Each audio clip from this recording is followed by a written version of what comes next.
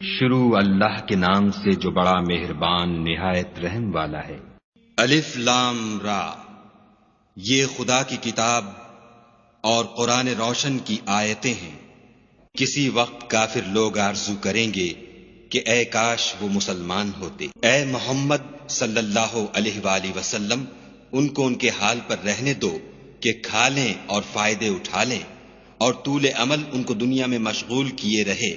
ان قریب ان کو اس کا انجام معلوم ہو جائے گا۔ اور ہم نے کوئی بستی ہلاک نہیں کی مگر اس کا وقت مرقوم و معین تھا۔ کوئی جماعت اپنی مدت وفات سے نہ آگے نکل سکتی ہے نہ پیچھے رہ سکتی ہے۔ اور کفار کہتے ہیں کہ اے شخص جس پر نصیحت کی کتاب نازل ہوئی ہے، تو دیوانہ ہے۔ اگر تو سچا ہے تو ہمارے پاس فرشتوں کو کیوں نہیں لے آتا؟ کہہ دو ہم فرشتوں کو نازل نہیں کیا کرتے مگر حق کے ساتھ، اور اس وقت ان کو مہلت نہیں ملتی۔ بے شک یہ کتاب نصیحت ہم ہی نے اتاری ہے اور ہم ہی اس کے نگہبان ہیں۔ اور ہم نے تم سے پہلے لوگوں میں بھی پیغمبر بھیجے تھے، اور ان کے پاس کوئی پیغمبر نہیں آتا تھا مگر وہ اس کے ساتھ استہزاء کرتے تھے۔ اس طرح ہم اس تکذیب و ضلال کو گناہ گاروں کے دلوں میں داخل کر دیتے ہیں، سو وہ اس پر ایمان نہیں لاتے، اور پہلوں کی روش بھی یہی رہی ہے۔ اور اگر ہم آسمان کا کوئی دروازہ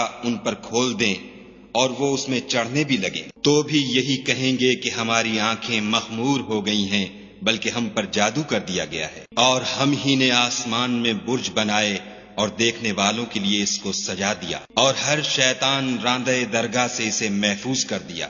ہاں اگر کوئی چوری سے سننا چاہے تو چمکتا ہوا انگارہ اس کے پیچھے لپکتا ہے۔ اور زمین کو بھی ہم ہی نے پھیلایا اور اس پر پہاڑ بنا کر رکھ دیے، اور اس میں ہر ایک سنجیدہ چیز اگائی۔ اور ہم ہی نے تمہارے لیے اور ان لوگوں کے لیے جن کو تم روزی نہیں دیتے اس میں معاش کے سامان پیدا کیے۔ اور ہمارے ہاں ہر چیز کے خزانے ہیں، اور ہم ان کو بمقدار مناسب اتارتے رہتے ہیں۔ اور ہم ہی ہوائیں چلاتے ہیں جو بادلوں کے پانی سے بھری ہوئی ہوتی ہیں، اور ہم ہی آسمان سے مے برساتے ہیں، اور ہم ہی تم کو اس کا پانی پلاتے ہیں، اور تم تو اس کا خزانہ نہیں رکھتے۔ اور ہم ہی حیات بخشتے اور ہم ہی موت دیتے ہیں، اور ہم ہی سب کے وارث مالک ہیں۔ اور جو لوگ تم میں پہلے گزر چکے ہیں ہم کو معلوم ہیں، اور جو پیچھے آنے والے ہیں وہ بھی ہم کو معلوم ہیں۔ اور تمہارا پروردگار قیامت کے دن ان سب کو جمع کرے گا، وہ بڑا دانا اور خبردار ہے۔ اور ہم نے انسان کو کھن کھناتے سڑے ہوئے گارے سے پیدا کیا ہے، اور جنوں کو اس سے بھی پہلے بے دھوئیں کی آگ سے پیدا کیا تھا۔ اور جب تمہارے پروردگار نے فرشتوں سے فرمایا کہ میں کھن کھناتے سڑے ہوئے گارے سے ایک بشر بنانے والا ہوں، جب اس کو صورت انسانیہ میں درست کر لوں اور اس میں اپنی بے بہا چیز یعنی روح پھونک دوں تو اس کے آگے سجدے میں گر پڑنا، تو فرشتے تو سب کے سب سجدے میں گر پڑے مگر شیطان کہ اس نے سجدہ کرنے والوں کے ساتھ ہونے سے انکار کیا۔ خدا نے فرمایا کہ ابلیس تجھے کیا ہوا ہے کہ تو سجدہ کرنے والوں میں شامل نہ ہوا؟ اس نے کہا میں ایسا نہیں ہوں کہ انسان کو جس کو تو نے کھن کھناتے سڑے ہوئے گارے سے بنایا ہے سجدہ کروں۔ خدا نے فرمایا یہاں سے نکل جا، تو مردود ہے، اور تجھ پر قیامت کے دن تک لعنت برسے گی۔ اس نے کہا کہ پروردگار مجھے اس دن تک مہلت دے جب لوگ مرنے کے بعد زندہ کیے جائیں گے۔ فرمایا کہ تجھے مہلت دی جاتی ہے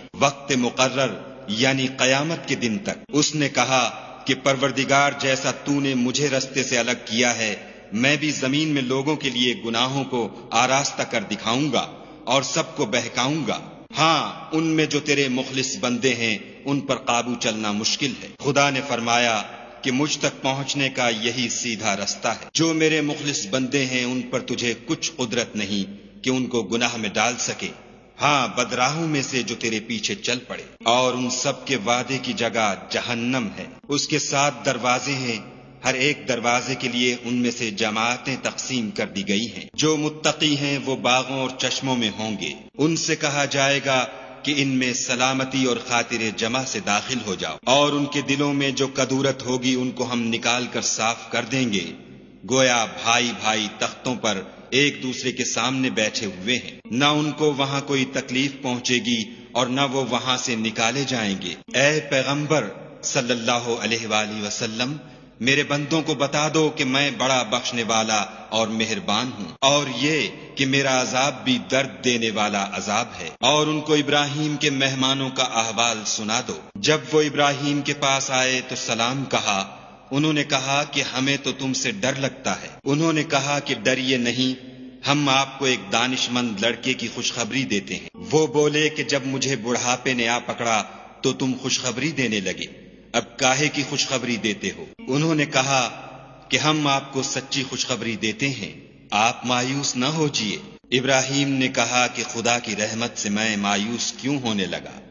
اس سے مایوس ہونا گمراہوں کا کام ہے۔ پھر کہنے لگے کہ فرشتوں تمہیں اور کیا کام ہے؟ انہوں نے کہا کہ ہم ایک گناہ گار قوم کی طرف بھیجے گئے ہیں کہ اس کو عذاب کریں، مگر لوط کے گھر والے کہ ان سب کو ہم بچا لیں گے، البتہ ان کی عورت کہ اس کے لیے ہم نے ٹھہرا دیا ہے کہ وہ پیچھے رہ جائے۔ پھر جب فرشتے لوط کے گھر گئے تو لوط نے کہا تم تو ناآشنا سے لوگ ہو۔ وہ بولے کہ نہیں، بلکہ ہم آپ کے پاس وہ چیز لے کر آئے ہیں جس میں لوگ شک کرتے تھے، اور ہم آپ کے پاس یقینی بات لے کر آئے ہیں اور ہم سچ کہتے ہیں۔ تو آپ کچھ رات رہے سے اپنے گھر والوں کو لے نکلیں اور خود ان کے پیچھے چلیں، اور آپ میں سے کوئی شخص پیچھے مڑ کر نہ دیکھے، اور جہاں آپ کو حکم ہو وہاں چلے جائیے۔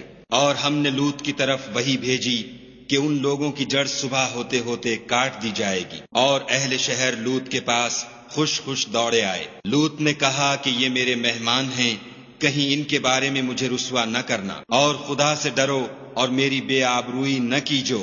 وہ بولے کیا ہم نے تم کو سارے جہان کی حمایت و طرفداری سے منع نہیں کیا؟ انہوں نے کہا کہ اگر تمہیں کرنا ہی ہے تو یہ میری قوم کی لڑکیاں ہیں، ان سے شادی کر لو۔ اے محمد صلی اللہ علیہ وآلہ وسلم، تمہاری جان کی قسم وہ اپنی مستی میں مدہوش ہو رہے تھے، سو ان کو سورج نکلتے نکلتے چنگھاڑ نے آ پکڑا، اور ہم نے اس شہر کو الٹ کر نیچے اوپر کر دیا اور ان پر کھنگر کی پتھریاں برسائیں۔ بے شک اس قصے میں اہل فراست کے لیے نشانی ہے، اور وہ شہر اب تک سیدھے رستے پر موجود ہے۔ بے شک اس میں ایمان لانے والوں کے لیے نشانی ہے، اور بن کے رہنے والے یعنی قوم شعیب کے لوگ بھی گناہ گار تھے، تو ہم نے ان سے بھی بدلہ لیا، اور یہ دونوں شہر کھلے رستے پر موجود ہیں۔ اور وادی ہجر کے رہنے والوں نے بھی پیغمبروں کی تکذیب کی، ہم نے ان کو اپنی نشانیاں دیں اور وہ ان سے منہ پھیرتے رہے، اور وہ پہاڑوں کو تراش تراش کر گھر بناتے تھے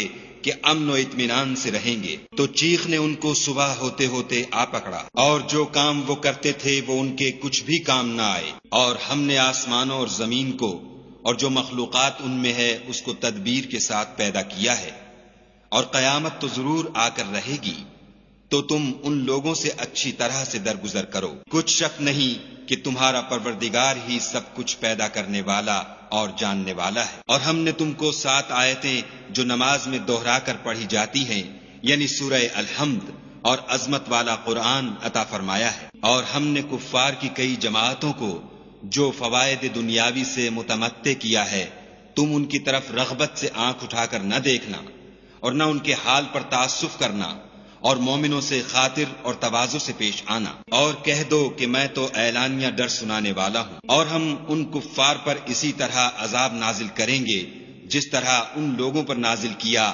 جنہوں نے تقسیم کر دیا، یعنی قرآن کو کچھ ماننے اور کچھ نہ ماننے سے ٹکڑے ٹکڑے کر ڈالا۔ تمہارے پروردگار کی قسم ہم ان سے ضرور پرسش کریں گے ان کاموں کی جو وہ کرتے رہے۔ پس جو حکم تم کو خدا کی طرف سے ملا ہے وہ لوگوں کو سنا دو، اور مشرکوں کا ذرا خیال نہ کرو۔ ہم تمہیں ان لوگوں کے شر سے بچانے کے لیے جو تم سے استہزاء کرتے ہیں کافی ہیں۔ جو خدا کے ساتھ اور معبود قرار دیتے ہیں سو عنقریب ان کو ان باتوں کا انجام معلوم ہو جائے گا، اور ہم جانتے ہیں کہ ان کی باتوں سے تمہارا دل تنگ ہوتا ہے، تو تم اپنے پروردگار کی تسبیح کہتے اور اس کی خوبیاں بیان کرتے رہو، اور سجدہ کرنے والوں میں داخل رہو، اور اپنے پروردگار کی عبادت کیے جاؤ یہاں تک کہ تمہاری موت کا وقت آ جائے۔